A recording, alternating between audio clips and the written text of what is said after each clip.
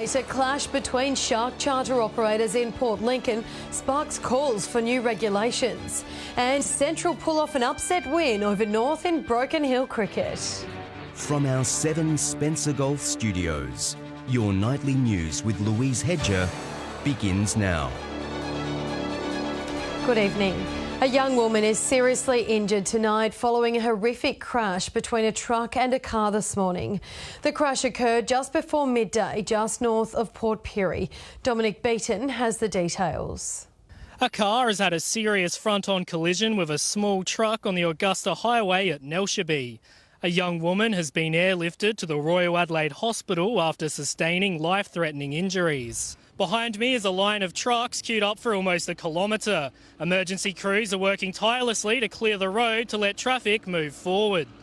An alleged assault between 2 shark cage diving operators has sparked renewed calls for equal licensing. There's currently 3 operators in Port Lincoln, yet only 2 have licences to use burley in attracting sharks. Shark cage diving operators at war. We have an exclusive opportunity in Port Lincoln that can't be taken by anyone else in Australia, and I feel we're not doing it justice or doing that job well enough. Casey Trelaw, 7 Spencer Golf News. A 26-year-old man has lost his licence for 6 months after being caught drink driving in Port Pirie. The man was pulled over at 7 on Friday night, where he undertook a breath test and returned a reading of 0.099. Police issued an on-the-spot loss of licence and his car will be impounded for 28 days. He will appear in court at a later date. Port Augusta cricketers have put on their pink and batted it out as part of the annual Pink Stumps Day. Players from the Port Augusta Prison and the East-West Social Club took their sporting rivalry to the pitch in a bid to raise funds for cancer research.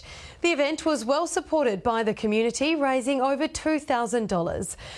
Sanjeev Gupta is set to take on Australia's coal and gas industry. He's reportedly entered a $1 billion renewable energy project into a federal government power tender. John Hunt has the details.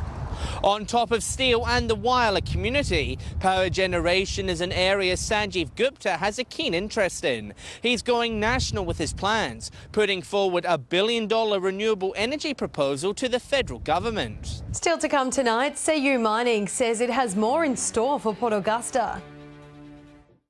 Welcome back. Days after announcing a new $250 million transportation and shipping hub for Port Augusta, mining company CU River has revealed it has more commercial plans. The company is examining the possibility of a large-scale solar farm for the site. Last week saw a big new investment of $250 million for Port Augusta, and there could still be more to come. We're looking to ensure that the site receives maximum development opportunity. Australia's dingo fence has fallen into disrepair, leading to an influx of wild dogs attacking livestock in pastoral lands. Calls are growing for the state and federal governments to take action to stop the dogs heading further south. In pastoral areas of the mid-north, wild dogs are proving to be a bigger problem for farmers than this year's drought. Wild dogs are having a detrimental impact on an industry that's valued at around $5.4 billion. Dominic Beaton, 7 Spencer Golf News. Stay with us after the break. We have all the weekend action from the region's cricket leagues and we'll have all the local weather details. Welcome back. A time capsule from a former Anglican church in Whyalla has been returned to its owners. The former Holy Trinity Church on William Street is now a men's shed. Investigations found the capsule behind the foundation stone, which was laid in 1958. It was taken out of its resting place at a ceremony this morning, attended by parishioners and the local bishop.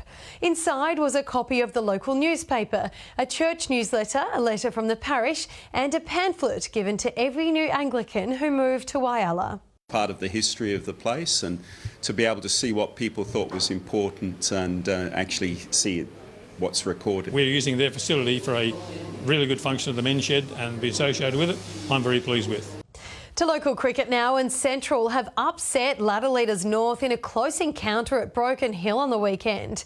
Patrick Reinke joins me now from the Zinc Oval. Pat, it's North's first loss in 12 months. Yeah, it is, Louise. North's 14-game winning streak was snapped on Saturday thanks to some stubborn central batsmen. North got out of the gates well and looked set to post a big total. The Bulldogs' top order looked in good touch, but Central's bowling attack continued to make it hard to find runs. With 11 overs to spare, Central was finally back in the winner's circle. In the other game, South continued their good form with an easy win over West. Whipping around the Spencer Golf comps and in Port Pirie, Southport had a great chance to get their first win of the season, but a batting collapse saw them unravel. Wandera did enough to beat Solly North. In Port Lincoln, and there were some high-scoring affairs, Braden Frost made 94 as Charlton vanquished Lincoln South. Jack Bunder got to 96 as Tasman downed Waybacks, and Todd River upset first-place Southern Air with a 23-run victory. In Port Augusta, South are still top of the ladder after an easy win over Corn.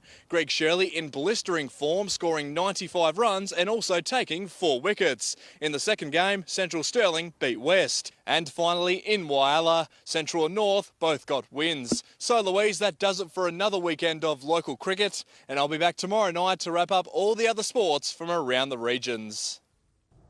Now time to take a look at what's happening in the weather. Here's Britt, Aylen.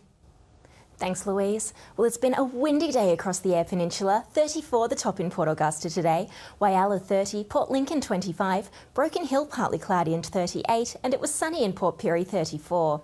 From the satellite, we can see a high pressure system moving south of the Bight, bringing us mostly clear skies. Tomorrow that high will continue moving to the east. On the waters, southeasterly winds shifting southwesterly at 20 to 30 knots, swells to 2.5 metres, and sunrise is due at 6:43 a.m. We'll see partly cloudy conditions around most parts tomorrow. Broken Hill looking at a top of 38 degrees.